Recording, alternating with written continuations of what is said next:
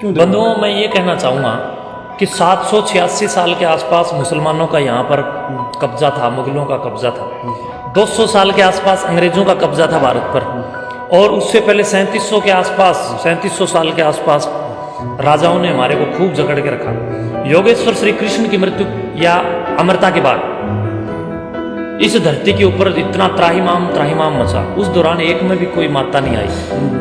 उस समय जब अंग्रेजों ने जूत मारे, जब एक में भी काली माता नहीं आई, भैरव जी नहीं आए, एक में भी कोई चुगानन नहीं आई। ये चौराहे उस समय भी तो थे।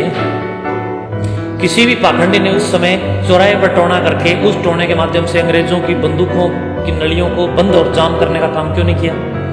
ये बीच में जो अपना देश बर्बादी के और कहीं ना कहीं आतंकियों के गुटों की जकड़न में आया, मुसलमानों के विदेशी आक्रांताओं के जकड़न में आया, उस दौरान एक भी तांत्रिक, एक भी ये पुच्छा वाला, एक भी काजी, एक भी कोई ये जितने भी ढोंगी बैठे हैं, चाहे हिंदू दर्शन में हो, चाहे सनातन दर्शन के साथ साथ इस्लाम में हो, चाहे वो ईसाइयों के पादरी या चर्चों के अंदर हो या चंगाई सभाओं वाले हो, ये सब के सब पाखंडी उस समय कहाँ गए थे? और कुछ हमारा जी ये और पाखंड है। आपने एक पीछे मैटर भी सुना होगा, रामधन गोस्वामी है, गायक है, अच्छे भजन गावर। तो एक बात क्या करे भाई, मैं इस पाखंडवाद ने नहीं मानता, ना किसी में माता आंदी, ना किसी में बजरंग बली आंदा, लेकिन कई से भगत का मामे नू साबित कर दिया, 6 घंटे नैड लाई दे हैं, को बाढ़ लाई दे हैं।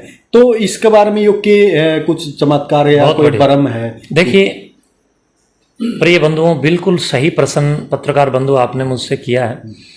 रामधन गोस्वामी का जहाँ जिक्र आता है, रामधन गोस्वामी एक अच्छा संगीतज्ञ है, एक अच्छा संगीतकार है।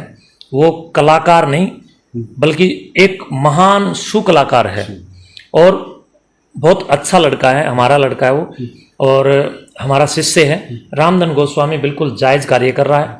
रामधन गोस्वामी अच्छे समाज को प्रेरित कर देने वाले भजनों के निर्माता भी हैं, वो अच्छे लेखक भी हैं, अच्छे गायक भी हैं। और मैं प्रसन्नचित्त और मुक्त कंठ के साथ कह सकता हूँ कि सभी कलाकार और गायक अगर रामधन गोस्वामी के अनुसार और उन्हीं की तरह अगर कार्य और अपना अभिनय और अपना समाज के प्रति योगदान देने लग जाएं तो समाज बहुत जल्द उत्कृष्ट हो सकता है। जो पाखंडी लोग दावे ठोकते हैं, दो पाखंडी लोग समाज को पुच्छा के नाम पर, देवी देवताओं के नाम पर, चुगानन के नाम पर, चौराहे के नाम पर, काली माता के नाम पर, हनुमान जी के नाम पर, दुर्गा जी के नाम पर, तमाम देवताओं के नाम पर जो उल्लू बनाने का काम कर रहे हैं, ये पाखंडी इसलिए रामधन के खिलाफ पड़े हुए हैं क्योंकि इनको ये पता है कि रामधन और सुकराईनाथ अगर जनता को जगा देंगे तो जनता फिर आकर तुम्हें ये पूछेगी कि तुम क्यों ये ढोंग कर रहे हो। तो वो अपनी दुकानदारी को बंद होने से बचाने के लिए वो सोचते हैं कि ये बच जाए, ये दुकानदारी बंद ना हो। तो इस चक्कर में वो अपनी रक्षा में ये सब ढोंग ढकोसले करके लांछन और तमाम प्रकार की दुष्टता को वो बयां करने का काम कर रहे हैं। रामधन तो रामधन है और राम का वास्तव में वो धन है। तो रामधन ने बिल्कुल जायज कहा और मैंने भी इसके लिए पहले कहा था, और आपने इस बात को आपको भी मानना होगा कि भी जिस आदमी में हनुमान जी आते हैं तो वो आकर के छोटे मोटे ये ढोंग ढकोसले क्यों करते हैं? हनुमान जी आते हैं तो वैश्विक समस्याओं से निपटने के लिए उस आदमी को भूमिका अदा करनी चाहिए कि नहीं? पाकिस्तान और चीन की तरफ से AK-47 हाथों में लेकर के हमारे फौजियों के ऊपर एक आग उगलती हुई बंदूकों को, फौजियों के सीने को चीरती हुई वो बंदूकें जब अपना कार्य करती हैं तो कितने घरों के अंदर मातम छाता है। तो ये जिनमें हनुमान जी आते हैं या जिनमें देवी देवता आते हैं, इन लोगों को वहां बॉर्डर पे जाकर के फौजियों की रक्षा करनी चाहिए, अपनी शक्तियों का वहां प्रदर्शन भी करना चाहिए। या फिर तोसाम में पहाड़ है जिसमें हनुमान जी आते हैं, तो हनुमान जी मैंने सुना है कि भी इन्हीं लोगों से सुना है, पुराने लोगों से, कि भी हनुमान जी पहाड़ लेके उड़ते थे। तो हम यहाँ तोसाम में बहुत बड़ा पहाड़ है, एक पहाड़ ने लेके उड़ के आ जाओ, यहाँ कोथ में हमारे दादा काला पीर जी महाराज के मठ के खेतों के अंदर एक मैं जगह दे दूंगा, वहां रख दो। मैं हम जब मान लूंगा कि हनुमान जी आए, किसी में माता आती है तो मैं ये बात का सबसे पहले उद्घोषक हूं कि भिवानी में चिड़ियाघर है, चिड़ियाघर में शेर रहते हैं या और भी दुनिया के चिड़ियाघर है, किसी को चुन लो, एक खूंखार शेर के ऊपर चढ़ करके सवारी करे और चीन और पाकिस्तान के जितने आतंकवादी भारत को बर्बाद करे, उन आतंकवादियों को शेर के माध्यम से कुछ ना कुछ करवाए गड़बड़ या उनको सबक सिखाए। माता आती है तो शेर पर बैठे, सही बात है। माता भूखा रहने से कौन सा सबूत है? इस बात का क्या प्रमाण है कि आप भूखा रह रहे हो तो माता ही आ रही है? भूखा रहने पे कोई देवी देवता आपके अंदर है ये कोई पुष्टि नहीं है, ये केवल हठ है। अन्ना हजारे जी ने अनशन किया, कितने दिन भूखे रहे, तो इसका मतलब उनमें तो पता नहीं क्या आया होगा, उनमें तो और भी पता नहीं कोई बड़ा ही कुछ आया होगा। रामदेव जी ने भी पीछे, स्वामी रामदेव जी ने अनशन किया था, कितने दिन भूखे रहे, तो उनमें तो कुछ नहीं आया। भूखे रहने से कुछ होता है तो कितने लोग आज भी अनशन पर जगह जगह पर बैठते हैं, उन लोगों में तो कुछ आना चाहिए ना। ये ढोंग ढकोसलेबाज लोग हैं।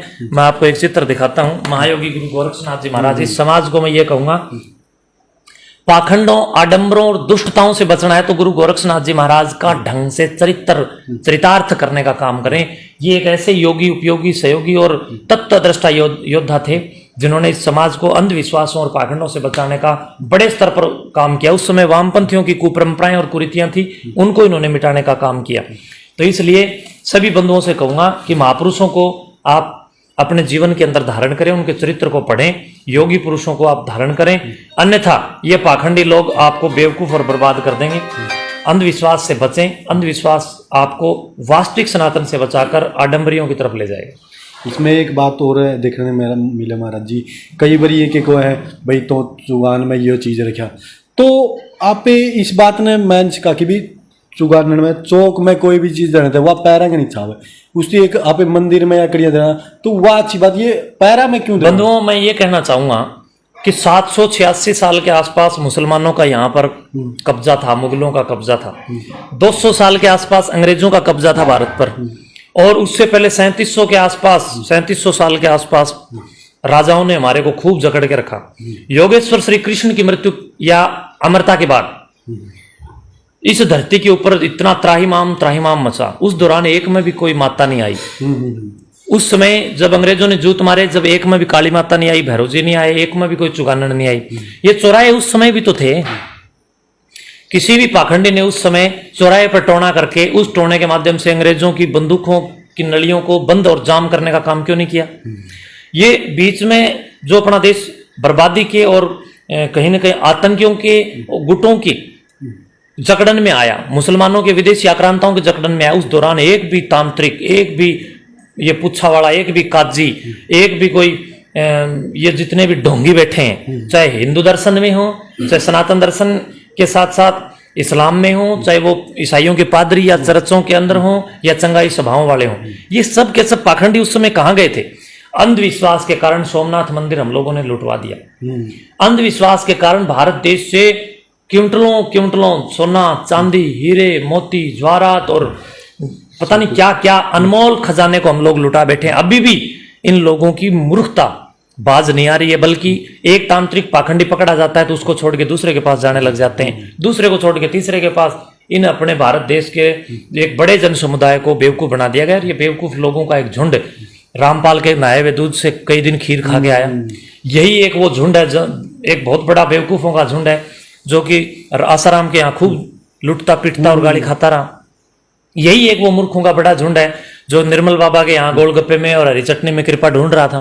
यही एक वो बहुत बड़ा झुंड है जिसने आज धीरेन्द्र शास्त्री के नाम पर एक जो पाखंड चल रहा है, इस प्रकार की ट्रिक जो कि जादूगर आदि भी दिखाते हैं, उन ट्रिकों में ये जो फंसा हुआ, ये समाज का बहुत बड़ा बरगलाया हुआ और मार्ग से भटका हुआ एक झुंड है। उसको हम कदाचित कोई किसी भी प्रकार का विशेष दर्जा नहीं दे सकते, बल्कि उनसे समाज को बचाने के लिए अपीलबद्ध है। एक बात लास्ट क्वेश्चन में पूछना चाहूँगा महाराज जी, इनमें भगत सिंह क्यों नहीं आंदा, राजगुरु क्यों नहीं आंदा, सुखदेव क्यों नहीं आंदा? अरे इनकी रियलिटी क्या है जो ये कुछ न कुछ ईसा असर कर दिया मानो पे या गर्दन है, इसकी रियलिटी क्या है ताकि जनता ने मेरा? इसकी रियलिटी ये है, भगत सिंह, चंद्रशेखर आजाद, त्यात्या टोपे, महाराणा प्रताप, राणा सांगा, राणा कुंभा और जितने भी हमारे राजगुरु, सुखदेव जी, जितने महापुरुष इस धरती को, अपने भारत की भूमि को, इस भारतीय मूल को, इस राष्ट्र को कुछ दे करके गए हैं, तो ये नजदीकतम सदियों में लोग देखे गए। देवता उसी को कहते हैं जो देता है। तो भगत सिंह और ने हमारे को आजादी दी, तो हमारे तो सच्चे देवता हैं। ये किसी में क्यों नहीं आ रहे? और ये लोग वास्तव में देवता नहीं है, ये पुच्छा वाले और ये तांत्रिक लेवता हैं, ये देव को बेवकूफ बना रहे हैं। अगर ये भगत सिंह आदि का नाम ले लेंगे तो इनको क्रांति करनी पड़ेगी, इनको काम करना पड़ेगा, इनको अपडेट होना पड़ेगा, इनको राष्ट्र के लिए आराधना करनी पड़ेगी। इन लोगों को घर से निकल करके समाज की समन्वयता के लिए काम करना पड़ेगा। इसलिए देवी देवताओं का आड़ ले लेते हैं, क्योंकि लोगों को देवी देवताओं के बारे में जानकारी कम है, देशभक्तों के बारे में जानकारी बहुत मात्रा में हमारे पास उपलब्ध है। इसलिए लोग सोचते हैं अगर इनका नाम ले लेंगे तो इनकी जानकारी जनसमूह को है, देवी देवताओं की जानकारी जनसमूह को कम है, तो इसलिए उनके ही नाम पर ढोंग करते हैं जिनकी जानकारी जनता को कम है। दूसरी बात, जो लोग ये गर्दनें लाते हैं, जो लोग ये साइको जैसा व्यवहार करते हैं। ये एक बीमारी है, वैसे कई सारी बीमारी है। डिसोसिएटिव डिसऑर्डर की एक बीमारी है, ये बीमारी है। इसके साथ साथ अनन्य बहुत सारी वैज्ञानिक पृष्ठभूमि की, विज्ञान की, आधुनिक विज्ञान की खोज के अनुरूप जो आई है वो बीमारी है। और हट है लोगों में, लोग किसी बात को लेकर हट्टी हो जाते हैं। आज आप देखो वर्तमान मैकाले पद्धति की शिक्षा बढ़ती जा रही है, पढ़ाई बढ़ती जा रही है, तो हमारी लड़कियों पर इसके कुप्रभाव देखने को मिल रहे हैं कि इंस्टाग्राम पर जाकर नंगी हो गई, फेसबुक पर जाकर नंगी हो गई, यूट्यूब पर जाकर नंगी हो गई। और समाज इन चीजों से सीख नहीं ले रहा कि कुशिक्षा और कुसंस्कारों के कारण हम लोग गलत ढंग से अपडेट हो रहे हैं। यही मामला इन लोगों के साथ है।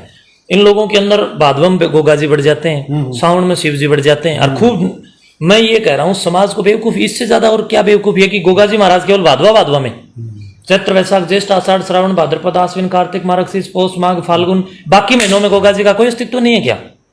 महान वीर योद्धा थे योगीराज गोगाजी महाराज, महान वीर तत्वदर्शी योगेश्वर गोरक्षनाथ जी महाराज, इनके नाम पर भी लोग चौकी लगाने लग गए, लोगों को लूटने लग गए। दुर्गा के नाम पर चौकी, काली माता के नाम पर चौकी, इनके वास्तविक चरित्र से समाज को वंचित कर दिया और ढोंग ढकोसलों की तरफ समाज को ज्यादा डाल दिया। और समाज अब ढकोसलों को ही धर्म समझने लग गया। ये देश के लिए खतरनाक सिद्ध होगा।